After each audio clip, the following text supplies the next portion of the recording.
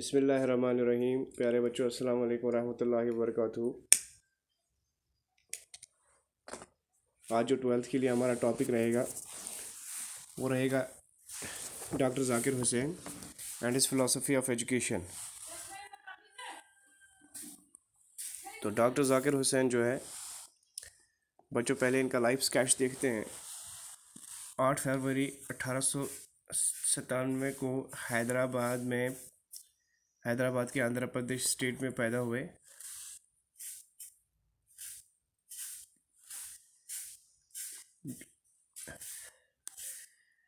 तो हैदराबाद जो कि प्रेजेंटली आंध्रा कहलाया जाता है, Andhra Pradesh. His father was a successful lawyer, एक वकील के बेटे थे। He had his schooling at the Islamia high school, UP state में हुआ है ये। इनका जो है हाई स्कूलिंग जो है यूपी से हुआ है। तो फिर उसके बाद में कॉलेज एजुकेशन के लिए Mohammedan Anglo Oriental College Aligarh में गए, जो आज एक मुस्लिम यूनिवर्सिटी है, अलीगढ़ मुस्लिम यूनिवर्सिटी। तो while he was an MA student he joined non cooperation movement. जब वो एमए के स्टूडेंट थे तो नॉन कॉपरेशन मूवमेंट उन्होंने गांधी के साथ स्टार्ट की।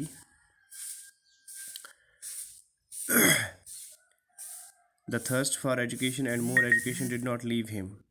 तो पढ़ाई के लिए जो उनकी जो क्रेज़ था वो उन्होंने कंटिन्यू किया। 1922 में उसने पीएचडी किया इकोनॉमिक्स में बर्लिन यूनिवर्सिटी से, जो कि जर्मनी में है। जब वहाँ से वापस आए तो 1926 में उसे वाइस चांसलर जामिया मिलिया में बना दिया गया, और सबसे छोटे वाइस चांसलर 29 साल के थे ये।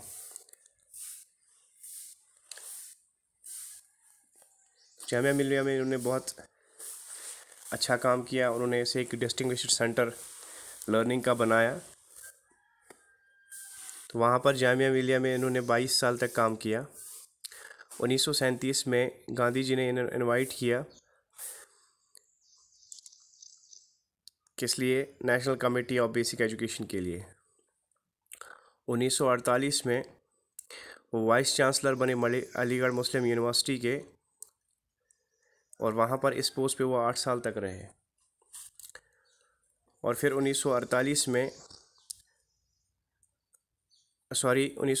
में वो वाइस चांसलर मुस्लिम यूनिवर्सिटी, अलीगढ़ मुस्लिम यूनिवर्सिटी के रहे 8 साल तक। वहाँ पर इन्होंने अपने फ़राइज़ को अंजाम दिया, और उसके बाद में वो चेयरमैन और मेंबर भी रहे हैं नेशनल एंड इंटरनेशनल कमिटीज़ के। Commission and organisation concern with education like the central advisory board of education CABE, इनके चेयरमैन रहे। University education commission, university grant commission जो UGC है, the basic national education commission, इनके वो member भी रहे हैं और चेयरमैन भी रहे हैं।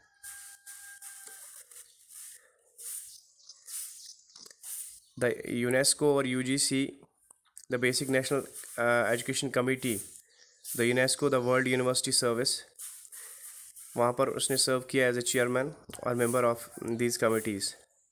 Commissions and organizations, he made his contribution to the development of right educational thinking and policies, and thus reacted fruitfully both on Indian educational theory and practice and the international sense.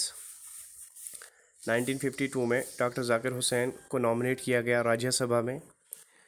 1957 को उसे appoint किया गया governor Bihar का। 1962 में उसे vice president India बनाया गया। 1967 में president of India. The responsibility of political office however did not interface with his participation in the cause of the education and culture in India and abroad. He often represented India in the UNESCO and served on its executive board. तो सियासत में आने के बाद भी उन्होंने जो है अपना एजुकेशनल सिस्टम को नहीं छोड़ा। उन्होंने इंडिया को रिप्रेजेंट किया यूनेस्को में, वहाँ पर एग्जीक्यूटिव बोर्ड में उन्होंने सर्व किया। तो उन्होंने उनकी बहुत सारी पब्लिकेशंस हैं। इसका जो पब्लिश्ड वर्क है उसमें शिखास Hindi, dynamic university, educational discourse Urdu, translation into Urdu of Plato's Republic, lecture on the scope and methods of economics, Edwin Cannon's Elements of Economics, Frederick's List National System of Economics, an essay in Understanding, ये इनका जो है published work है। तो इनकी जो philosophy है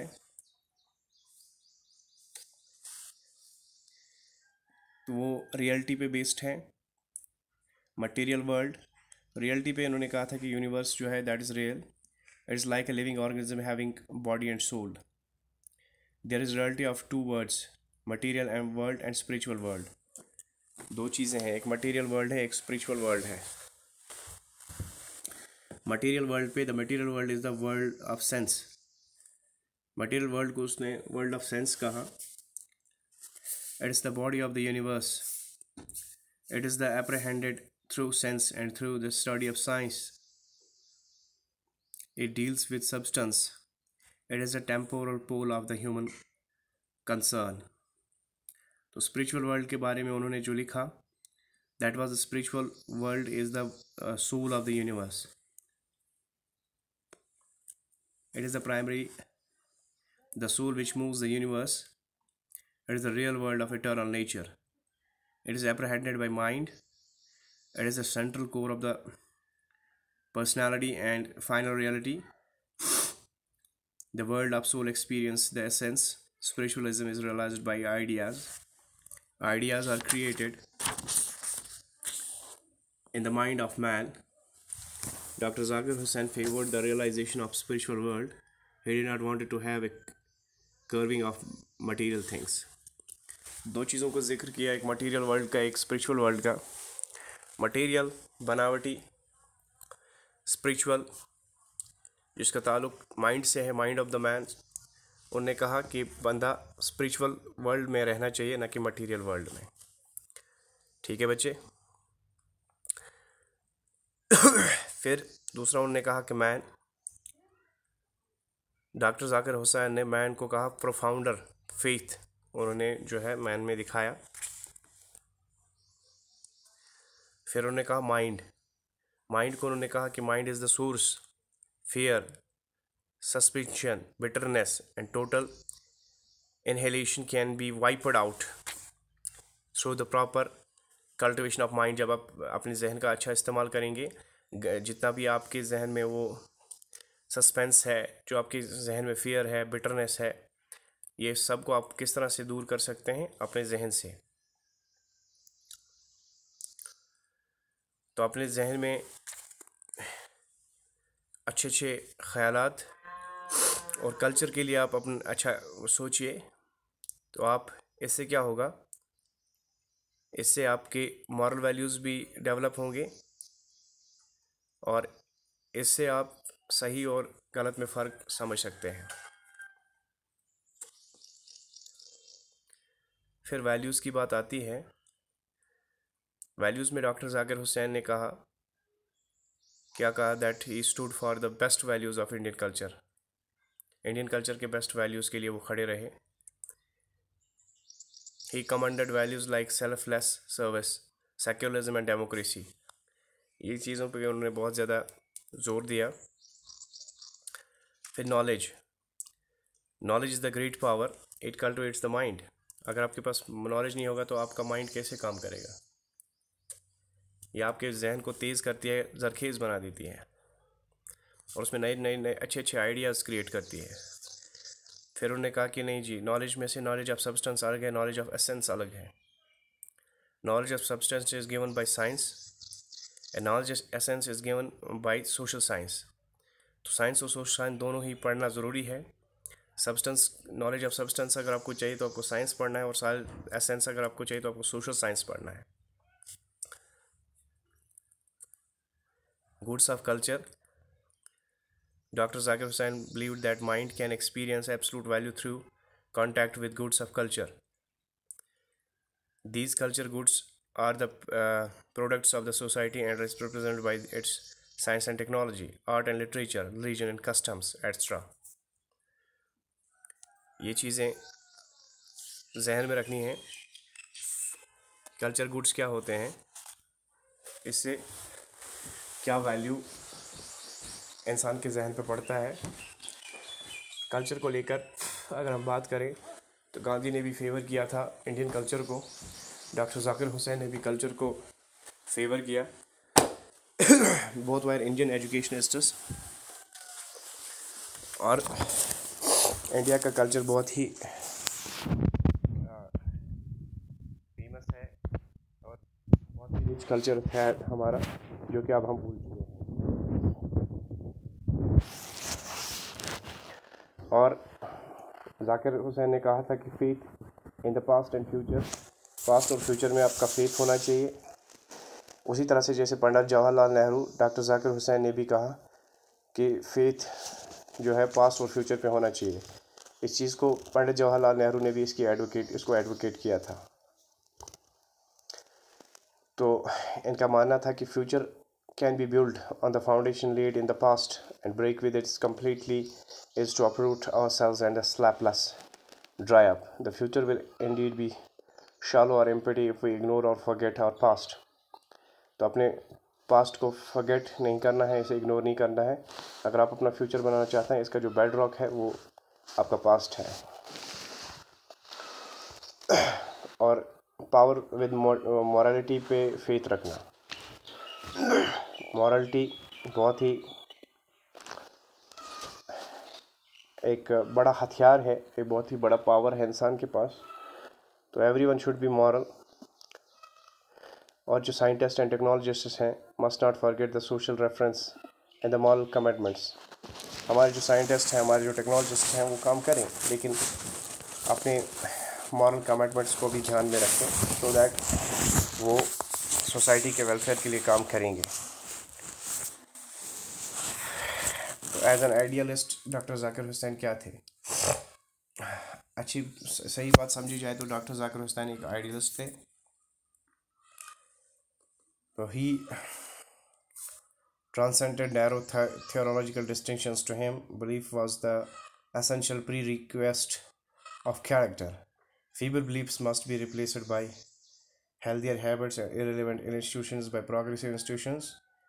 Our will should get guided not on which life rotates, is not the axis of the pleasure and pain of profit or loss, but of progress and retrogression, of self-realization, of the nobles and the ignobles, the worthy and the unworthy.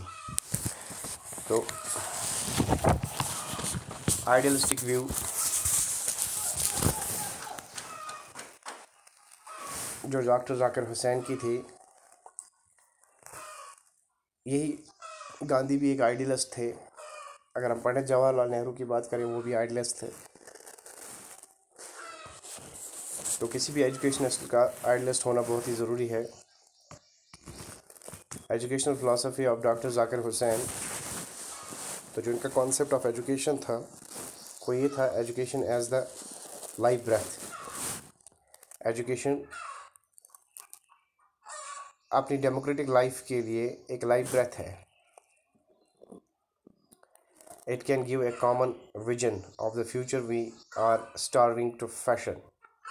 It can generate in us the intellectual and moral energy. It alone can prevent worthy old values. It alone can give us new values worth striving for. Old values को भी education ही बचा सकता है, और नए values जिसके लिए हम लड़ रहे हैं उन्हें क्रिएट भी एजुकेशन ही कर सकता है। और उन्होंने कहा था कि education is a continuous process, ये एक जर्नी है ज़िंदगी से मौत तक की।